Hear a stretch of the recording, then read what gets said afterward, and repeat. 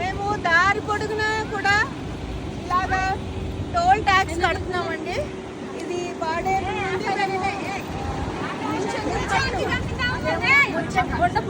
కొండపూడు అంట. So tax కడుతున్నాము. ఎందుకు కడుతున్నాము?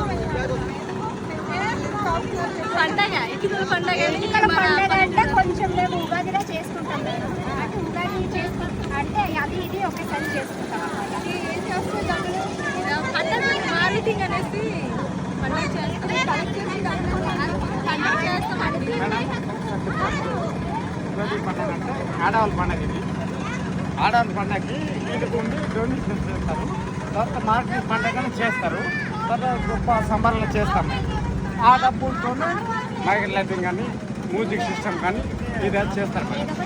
ఈ డబ్బులు వచ్చేసి ఆడవాళ్ళు ఇప్పుడు అందరూ ఒక ఊరు మేడం 500 ఇల్లు ఉంది లోకల్.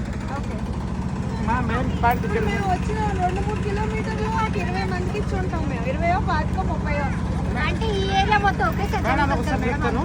ఈ రోజు మాత్రం 20-30 కాదు 100 కూడా పెరిగిపోవచ్చు.